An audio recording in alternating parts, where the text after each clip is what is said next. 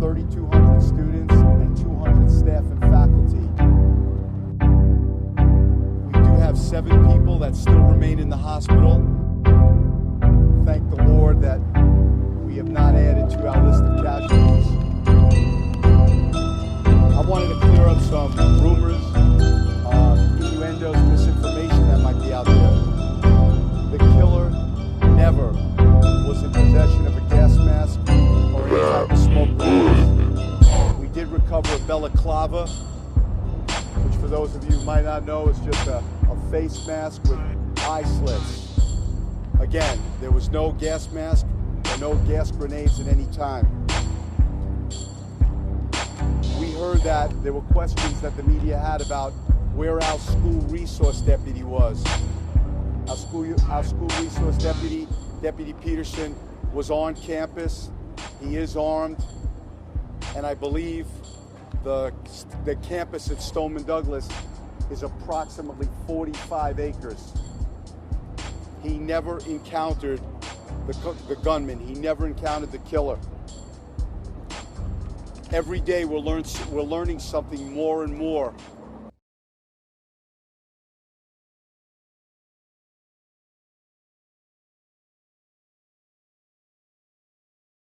We're learning something more and more about the killer.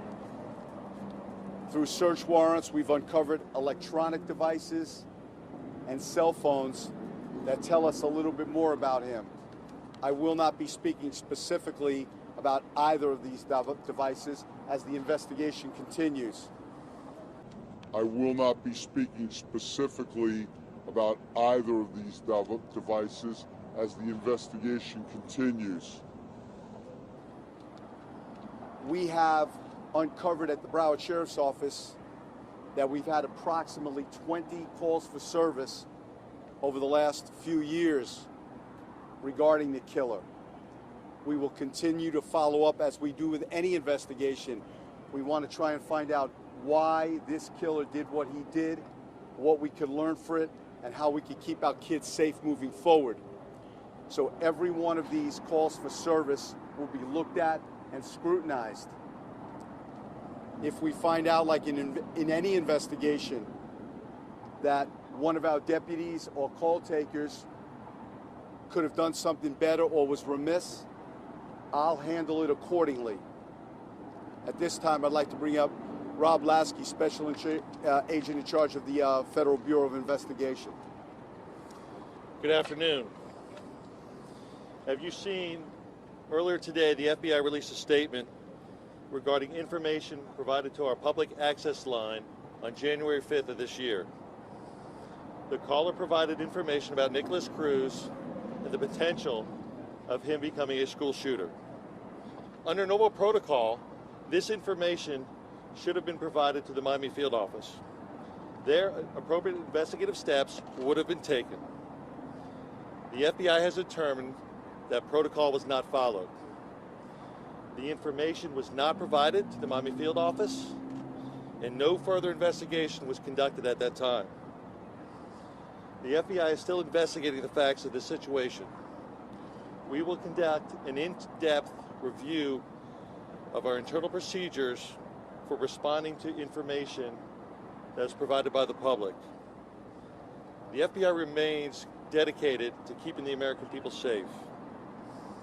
On behalf of myself and over 1,000 employees of the Miami Field Office, we truly regret any additional pain that this has caused.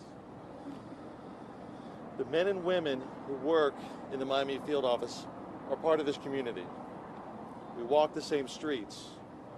Our children attend the same schools, to include Stoneman Douglas. We worship at the same places. We are part of this community. As this community hurts, so do we. I want to thank you for your time, and God bless.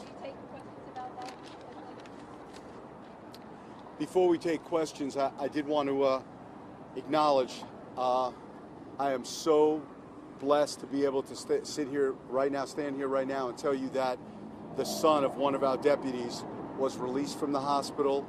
He is on the mend. He will heal, and I pray one day he will be going back to Stoneman Douglas. Behind me is our Undersheriff Steve Kinsey, our Major Nicole Anderson, and our Colonel Jack Dale, who provided exemplary leadership, incredible leadership as we continue to work through this tragic event. To my right is former Mayor of Parkland, current County Commissioner from Parkland, Michael Udine, and another group of people that I want to thank enormously for what they've done for Broward County during this is our staff at our public information staff. They have worked through some trying times. They've had request after request, and they stood tall, and they've been amazing. So I want to thank them as well. Any questions? Sheriff, what were the nature of the 20 calls to service related to the shooter? Assorted calls for service.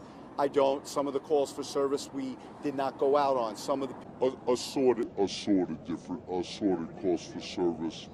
I don't. Some of the calls for service we did not go out on. Some of the people that called in were from other states. And by a call for service, and that's a great question, a call for service simply means that our dispatch center received a call. It doesn't necessarily mean that we went out on something. It could have been a telephonic contact with a deputy from a person in another state, or we might have gone out there. But we are going to dissect each and every... Any violent behavior?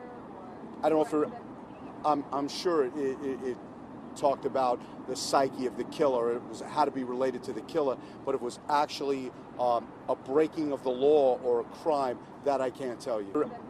I'm sure it talked about the psyche of the killer. It had to be related to the killer, but it was actually a breaking of the law or a crime that I can't tell you. was it related to him or an address where he was staying? Was this person specific? My hypothesis at this time is probably both, but my hypothesis would be it would be more The killer than the address. Sheriff, what do you tell these families when they hear this information about the FBI? Do you believe that this could have been averted had that call been acted on? I don't think anybody could say that. We still want to encourage our community to see something, say something. You know, we want to learn. That's what these things are for. We were so much more proficient at this tragedy than we were at the airport. We took the things away. We learned. We trained. And at the end of the day, make no mistake about it, America, the only one to blame for this incident is the killer himself. Special Agent, we have Special Agent, just one question. I mean, how does the Miami field office, I guess, wrap its head around that you guys were kept in the dark about this call, just to follow up on what my colleague here asked? It's difficult, but we're professionals. Like I said, I have over 1,000 agents or 1,000 employees who come to work every day and do the best to protect America. Almost all of them, to a person, would be making more money in the private service, but they come to do this job because they love this job. They believe in the mission. They believe the FBI, and they believe in law enforcement. How did you notify these families? Can you walk us through the process? When someone would have called in, this was January 5th, who would have been on the receiving end? Who specifically at this tip line with the FBI? Where was the information? How was it not relayed? Who did not relay the information? That's all under investigation. Normally, if a tip comes in, it involves a credible threat against life or limb. It's immediately elevated to a supervisor and then provided out to the field office, the appropriate field office. How did the FBI today notify the 17 families? Did agents go to each home? Did you phone them? How were they notified, and what were those meetings like if they happened? From what I understand, a phone conversation or phone bridge was made to those families, given the fact that they were spread out all over, and we attempted to provide them the news prior to it hitting the public. What would you say to people who believe the FBI missed a chance to prevent this tragedy? The FBI, the potential of the FBI to miss something is always there. We do our best. We have normal protocols to prevent these things. We will be looking into where and how, if something with the protocol broke down, and we will come back stronger than we ever were before. This is a different. Before I take the next question, you know, I also want to say that as we look and exercise our due diligence and we look at reports and we look at what we did right or what we might have done wrong, and I'm not saying right now we made any, our deputies made any mistakes, but we're also wrong, and I'm not saying right now we made any, our deputies made any mistakes, but we're also wrong, and I'm not saying right now we made any, our deputies made any mistakes, but we're also going to look at if laws changed, if Baker Act laws changed, what might our deputies or what might the FBI or what might police have been able to do differently if they had more empowerment? So that's certainly something we're going to look at as well. Is the school still a crime scene? Was Cruz targeting anyone when he was doing the shooting, or were they random? We have no reason to believe that right now. We have no reason to believe that right now.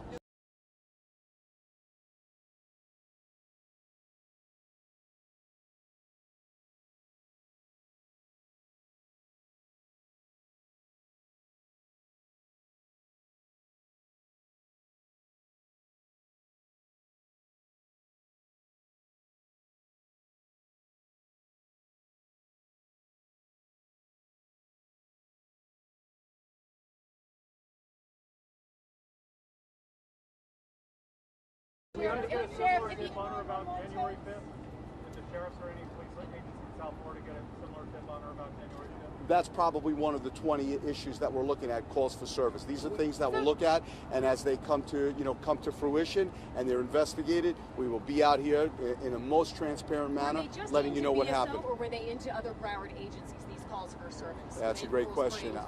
I don't know. I know that there were approximately 20 to BSO. I don't know if any came into any other agencies. If you had 20 calls for service, was this kid on your radar? Did you guys know about him, or? Well, the school certainly knew about him. I believe our school resource deputies knew about him, and as soon as he came onto the campus, I understand that the security guards tried to contact him. I'm not going to go into any more of that now because we're trying to look at videos and piece that together. When there's a call, tried to contact him. I'm not going to go into any more of that now because we're trying to look at videos and piece that together. When there's a call for it's quite service, possible that they knew. Is there a record keeping? What happened at the school district when school administrators said that they needed to assess that this guy was they needed to threat assess, whatever the word is, and I'm sorry, the school district didn't follow up on that as well. I can't that he comment. was a threat assessment. I can't comment on that. Special Agent, I mean, is there something that the school district knew? Can you talk about, Special Agent, the last fall, the tip about the YouTube comment that you spoke about yesterday that went nowhere? It sounds like this last fall YouTube tip and the January 5th tip are two separate and unrelated instances, but is there a pattern of a broken protocol there?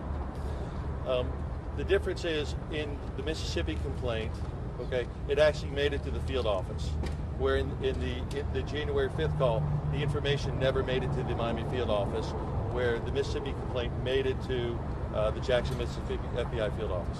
And went nowhere from there because they could not trace the IP address? We did the appropriate investigation of the information we had.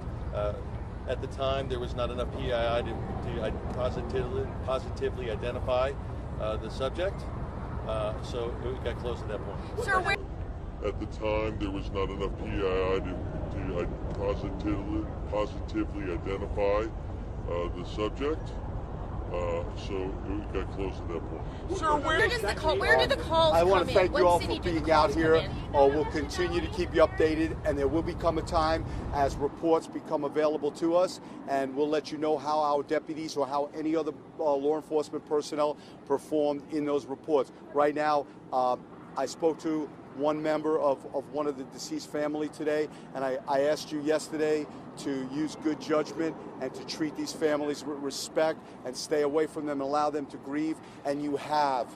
And I wanted to thank the media immensely for that. Thank you. Where are you from? Where are the parents? Senator Bill Nelson said enough information about the gas mask. Bill Nelson said enough information about the gas mask